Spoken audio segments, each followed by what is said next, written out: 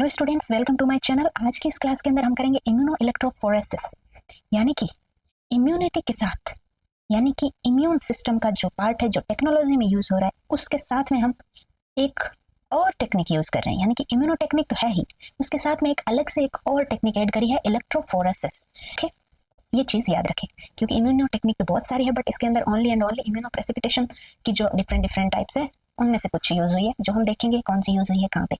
Okay, यहाँ पे हम किसका आइडेंटिफिकेशन करेंगे? हम आइडेंटिफाई करेंगे एंटीजन किसी भी मिक्सचर के अंदर से या सैंपल के अंदर से। इसमें क्या है, परफॉर्म किया जाता है इलेक्ट्रोफोरेसिस है वो इम्यूनो टेक्निक जो भी हम अप्लाई करेंगे उससे पहले का प्रोसेस इलेक्ट्रोफोरेसिस से होगा। बस इतना याद रखें आप। Immuno precipitation using antibody against specific antigen. बस, तो एंटीजन है तो इसको डिटरमाइन करने के लिए हम ऑब्वियसली एंटीबॉडीज का यूज करेंगे। बस यही बोला है यहाँ पे, मतलब इलेक्ट्रोफोरेसिस के बाद में हम जो स्टेप यूज करेंगे वो इम्यूनो प्रेसिपिटेशन का होगा। ओके, फिर हम antigen are not remove from the gel. जो इलेक्ट्रोफोरेसिस में जो जेल यूज किया था उससे हम एंटीजन को रिमूव नहीं करेंगे, उसी के साथ में ये इम्यूनो प्रेसिपिटेशन की रिएक्शन उसी जेल के अंदर अप्लाई करेंगे। इसके कहने का मतलब ये है, हम एंटीजन को इलेक्ट्रोफोरेसिस के बाद रिमूव वाला प्रोसेस नहीं करेंगे। ओके, इनके अलग अलग वेरिएंट है, classical immuno electrophoresis, crossed immuno electrophoresis, rocket immuno electrophoresis and immuno fixation electrophoresis. Classical, crossed, rock and immuno fixation, ये टर्म याद रखें। बस ये इनके टाइप्स है और कैसे ये एक दूसरे से अलग है, इस पे एकदम फोकस रह के देखें। ओके, सबसे पहले क्लासिकल देखते हैं। क्लासिकल के अंदर हम जो इम्यूनो प्रेसिपिटेशन की रिएक्शन यूज करेंगे वो है डबल इम्यूनो डिफ्यूजन। ओके, जिसको ये टेक्निक नहीं याद है वो पीछे के जो क्लासेस हुई है उसके अंदर करवा रखा है और लिंक में भी दिया हुआ है, और यहाँ पे बेल आइकन पे भी आ रहा होगा। आप आई बटन आ रहा है यहाँ पे, उस पर क्लिक करेंगे तो ये आ जाएगा। ओके, तो ये इलेक्ट्रोफोरेसिस प्लस ये वाली टेक्निक यूज हुई है। ठीक है, second, electrophoresis separate antigen based on charge. तो ये इलेक्ट्रोफोरेसिस क्या काम करता है? जैसे हमने इलेक्ट्रोफोरेसिस टेक्निक अभी तक जिसने पढ़ी होगी उनको याद होगा, नहीं याद है तो आगे आने वाले क्लासेस में हम करवाएंगे। और तब तक आप वेट नहीं कर सकते तो 1 मिनट के लिए या 2 मिनट के लिए, जितने भी मिनट आपको लगे, आपको ये वीडियो देख के आए, थोड़ा सा आइडिया इसके बारे में होना चाहिए, अदरवाइज समझ आना थोड़ा मुश्किल है। ओके, तो ये चार्ज के बेसिस पे इन इलेक्ट्रोफोरेसिस यानी इलेक्ट्रॉन इलेक्ट्रिसिटी का यूज होगा, यानी कि यहाँ पे प्लस माइनस चार्ज लगेंगे और यहाँ पे हमने अपने सैंपल रखे हैं तो ये प्लस माइनस के अकॉर्डिंग सेपरेट हो जाएंगे। ओके, चार्ज के बेसिस पे जो हमारा सैंपल है वो सेपरेट होगा इस जेल के अंदर। ठीक है, फिर हम डबल इलेक्ट्रोफोरेसिस इम्यूनो डिफ्यूजन क्यों करेंगे? आइडेंटिफाई करने के लिए एंटीजन किस टाइप का एंटीजन है ये आइडेंटिफाई करने के लिए हम डबल इम्यूनो डिफ्यूजन इलेक्ट्रोफोरेसिस के बाद यूज करेंगे। ये कहाँ कहाँ यूज होते हैं? लेबोरेटरी ऑब्वियसली, कि प्रेजेंस या एब्सेंस एंटीजन किसी भी सीरम में प्रेजेंट है या एब्सेंट है ये देखने के लिए। ये सिंपल सा चीज थी, तो यूज तो क्लिनिकल में ही करते हैं। Antigen mixture is place in well at the centre of the agar gel. इसमें हम क्या करते हैं, जो अगार जेल हमने ली है उसके सेंटर पे हम ये सैंपल रख देंगे, अपना जो भी सैंपल होगा जिसके अंदर एंटीजन होंगे। ठीक है, फिर इसका ये फर्स्ट स्टेप होगा। सेकेंड स्टेप हम इलेक्ट्रोफोरेसिस से इलेक्ट्रिक फील्ड देंगे, या प्लस है या माइनस है तो ये प्लस माइनस के अकॉर्डिंग सेपरेट हो जाएंगे। ठीक है, a through cut along the side of the gel after electrophoresis. अब इलेक्ट्रोफोरेसिस के बाद हम क्या करेंगे, इसी इसी जेल के साथ में क्या कर देंगे, यहाँ पे एक कट लगा देंगे। ठीक है, यहाँ पे कट लगा दिया। ठीक है, अब कट किया गया पार्ट पे हम एंटीबॉडीज को अप्लाई कर देंगे, यहीं पे हम एंटीबॉडीज का अप्लाई कर देंगे। ठीक है, फिर ये antigen antibody diffuse through the agar, ये अगार से एंटीबॉडी एंटीजन एक दूसरे के तरफ जाएंगे। ठीक है, ये इसकी तरफ आएगा, ये इनकी तरफ जाएंगे, ये अब हटा दिए गए हैं। ठीक है, फिर ये एक प्रेसिपिटेशन लाइन बनेगी, तो जहां पे एंटीजन एंटीबॉडी की कंसेंट्रेशन इक्वल हो जाएगी वहां पे एक लाइन बन जाएगी जहां पे उसका रेशियो क्या होगा, ऑप्टिमम, और उसके बेसिस पे हम पता कर लेंगे ये वो एंटीजन प्रेजेंट है, किस अमाउंट में प्रेजेंट है, ये सब पता चल जाएगा। यदि हमने अपनी एंटीबॉडीज तो एक कंसेंट्रेशन हमको पता है कितनी है, किसी भी सैंपल में हम अपनी एंटीबॉडी की कंसेंट्रेशन तो पता करके डालते हैं। अब ये जो सैंपल डाला इसके अंदर एंटीजन कितने हैं ये नहीं पता है, तो जो लाइन है ये सेपरेट होकर यहाँ पे आ गई। ठीक है, यहाँ पे और यहाँ पे प्रेजेंट है, तो यहाँ पे जो लाइन है ये भी इसकी तरफ जा रहा है, ये भी इसकी तरफ आ रहा है। यदि एंटीबॉडी के पास में लाइन बन रही है इसका मतलब एंटीबॉडीज कम है, एंटीजन ज्यादा है।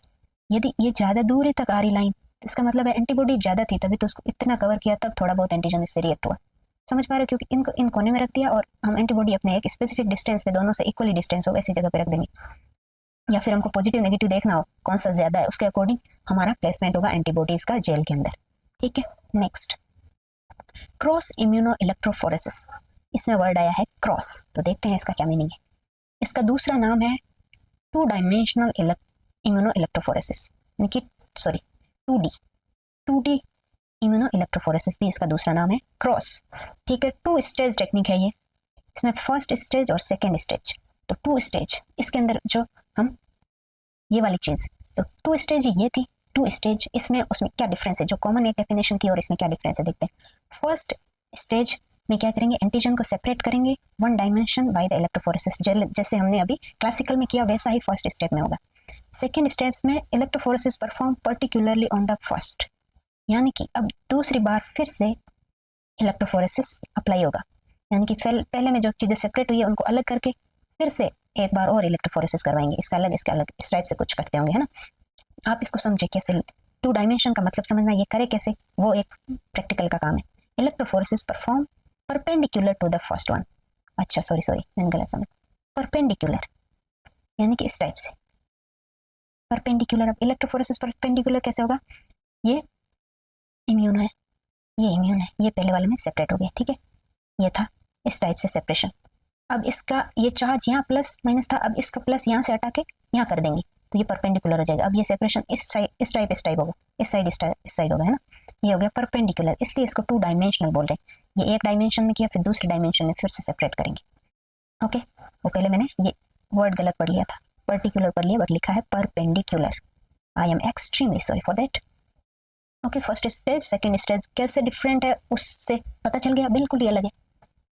फिर ये जो सेकेंड स्टेज वाली जेल है, containing antibody specific to the antigen, ये जो सेकेंड स्टेज वाली जो जेल है उसी के अंदर हमने क्या कर दिया, जब चार्ज हमने चेंज किया उससे पहले इस जेल के अंदर एंटीबॉडीज का इक्वली ऐसे स्टॉक कर दिया, इसके अंदर रख दिया एंटीबॉडीज को, ठीक है। Then antigen move through the antibody containing agar gel, फिर ये जो परपेंडिकुलर वाला है वो अप्लाई किया हमने, तो ये अब अगार जेल में antibody antigen containing agar jail के अंदर मूवमेंट करेगा। आ गया समझ। फिर इस वजह से क्या बनेगा, अब सेकेंड जो इलेक्ट्रोफोरेसिस हो रहा है उसी के ड्यूरेशन के अंदर ही प्रेसिपिटिन आर्क बन जाता है, एंटीजन एंटीबॉडी जहाँ पे इक्विवेलेंट हो गए, मान लो यहाँ पे, तो यहाँ पे एक आर्क बन जाएगा इस टाइप से, जहाँ पे भी इक्विवेलेंट कंडीशन आएगी दोनों के बीच, ठीक है, crossed. Okay, then use to separate protein with similar electrophoretic mobility, अब इन प्रोटीन्स को इसी इलेक्ट्रोफोरेसिस मोबिलिटी से हम सेपरेट कर लेंगे। Different from 2 dimensional gel electrophoresis, ये जो इलेक्ट्रोफोरेसिस होता है 2 डायमेंशनल उससे ये अलग है, क्योंकि वहां पे हम electric point plus mass based होता है जो 2 डायमेंशनल इलेक्ट्रोफोरेसिस। यहाँ पे इलेक्ट्रिक पॉइंट हमने इक्वल नहीं किया है, यहाँ पे अलग अलग है दोनों, जितना भी है चार्ज सबका अलग है, चार्ज को इक्वलाइज नहीं किया हमने, ना ही मास के बेसिस पे कुछ किया है। तो ये 2 डायमेंशनल जो जेल इलेक्ट्रोफोरेसिस होता है उससे ये जो 2 डायमेंशनल इम्यूनो इलेक्ट्रोफोरेसिस है वो बिल्कुल अलग है, ज्यादा अलग नहीं है बट काफी अलग है। ओके, तो ये जो प्रोटीन है जो प्रेसिपिटेट बना है इसको फिर हम अलग करने के लिए भी इलेक्ट्रोफोरेसिस का ही यूज करेंगे। ओके, जैसे प्रोटीन का सेपरेशन होता है वैसे। नेक्स्ट, क्योंकि ये अभी क्या आ गया, मतलब ये आइसोइलेक्ट्रिक पॉइंट जैसा ही बन गया। अब ये वाली जो फाइनल वाला इलेक्ट्रोफोरेसिस हो रहा है वो इसके इक्वल हो सकता है, बट ये जो पहले जो 2 स्टेज थी वो 2 डायमेंशनल के इक्वल नहीं है, बट ये 2 डायमेंशनल से तो अलग हो सकता है। मास को हमने कंसिडर किया है नहीं किया है ये भी देखना पड़ेगा, है ना। Okay, then rocket immuno electrophoresis, ये वर्ड को आप माइंड में रखिए, रॉकेट क्यों बोला जा रहा है इसको, और इसको क्रॉस्ड क्यों बोला है ये भी एक बार याद रखो, क्यों बोला जा रहा है। ये प्रेसिपिटेन आर्क कहाँ बना था, याद है? नहीं याद है तो पुरानी क्लास आपको देखनी पड़ेगी, जहाँ कहाँ पे एक प्रेसिपिटेन आर्क बना था इम्यूनो प्रेसिपिटेशन रिएक्शन के अंदर, देखना है ना क्लासेस जाके। Then rocket immuno electrophoresis, it also known as EIA, electro immuno assay, ठीक है, EIA। रॉकेट का मीनिंग क्या है वो भी धीरे धीरे समझ आएगा। ये सिंपल है, क्विक है, बहुत जल्दी हो जाता है, और रिप्रोड्यूसिबिलिटी यानी कि इसका रिजल्ट है वो भी सही आता है लगभग। इसमें हम यूज करते हैं इसको, कंसंट्रेशन क्या है, मतलब एंटीजन प्रेजेंट है एब्सेंट है वो तो इन जो पहले हमने क्रॉस और क्लासिकल था उससे पता चल जाता है। अब यहाँ पे कंसंट्रेशन क्या है ये पता लगाते हैं हम। यहाँ पे नेगेटिवली चार्ज एंटीजन इज इलेक्ट्रोफोरेस्ट। यहाँ पे नेगेटिवली चार्ज जो एंटीजन है जिनको हमने अलग किया इलेक्ट्रोफोरेसिस से, वो यहाँ मोस्टली इस टेक्निक के अंदर हम मोस्ट फोकसिंग एक चीज़ रहेगी, है ना। इसमें भी जेल के अंदर ही हमें एंटीजन को रखा है, ठीक है। अलग से एंटीजन, जैसे हमने क्लासिकल में क्या किया था, एक टाइप से कट करके फिर एंटीजन डाला था, उससे क्या होता है, थोड़ा रिजल्ट मुश्किल होता है ना। इसमें हम मतलब इक्वली यूनिफॉर्मली डिस्ट्रीब्यूट कर दिया एंटीबॉडी को जेल के अंदर, तो इसमें थोड़ा स्पेसिफिसिटी और बढ़ जाती है, ठीक है। इनिशियली एंटीजन इज एक्सेस, शुरू में क्या होगा, एक जगह पे यहाँ पे हमने एंटीजन डाला है, सैंपल डाला है, तो वहाँ पे इनिशियली स्टेज पे तो एंटीजन ज़्यादा हो गया, तो प्रेसिपिटेशन नहीं बनेगा ऑब्वियसली। फिर एंटीजन्स माइग्रेट करेगी, तो वो एंटीबॉडी से इनकाउंटर होंगे और एक जगह पे जाके वहाँ पे जहाँ पे एंटीजन एंटीबॉडी इक्वल हो जाएंगे, इक्विवेलेंट कंडीशन बन जाएगी, तब वो क्रॉस लिंकिंग सफिशिएंट हो गई वहाँ पे, तब क्या करेंगे, वो कुछ साइन देंगे कि यहाँ पे प्रेसिपिटेशन लाइन बन रही है, वो अपीयर होगी हमको। तो जो लाइन बनेगी उसका शेप ऐसा लाइनिंग नहीं होके रॉकेट जैसा है, यूं उल्टा आर्क है। ये जो अभी हमने पढ़ा था क्रॉस के अंदर था, किसी टाइप का भी आर्क मान लो, ऐसे ऐसे ऐसे ऐसे ऐसे, ठीक है। बट इसमें ऐसे है रॉकेट जैसा, है ना। और रॉकेट में भी यहाँ पे ऐसे लगेगा ज़्यादा गहराई दिखेगी, यानी कि ज़्यादा अमाउंट दिखेगा, कंसंट्रेशन यहाँ पे ज़्यादा होगी प्रेसिपिटेशन की। हाँ, हेड पे क्या है, मेजॉरिटी ऑफ प्रेसिपिटेशन हेड पे होगा, that's why it called rocket. ये रॉकेट जैसा शेप बन गया। Side line due to side way diffusion of antigen, ये साइड लाइन है, वो थोड़ा बहुत प्रेसिपिटेशन हो रहा है, बहुत कम अमाउंट में इक्वलिटी आ रही है, इक्विवेलेंसी आ रही है, तब ये बन रहा है। ओके, नेक्स्ट है इम्यूनोफिक्सेशन इलेक्ट्रोफोरेसिस। इम्यूनोफिक्सेशन कैसे होगा, ये इसका बेस्ट सिंपल प्रिंसिपल है, जैसे immuno antibody apply to the surface of gel after electrophoresis. यहाँ क्या करेंगे, हम अप्लाई करेंगे एंटीबॉडी को जेल के अंदर, बट इलेक्ट्रोफोरेसिस के बाद, जैसे कि हम क्लासिकल के अंदर कर रहे थे, ठीक है, टू द सरफेस, यानी कि ये है इसके सरफेस पे हम अप्लाई कर देंगे, अलग से ना कट करेंगे, ना इसके अंदर घोल बना के जेल बनाएंगे, ऐसा भी नहीं है, ठीक है।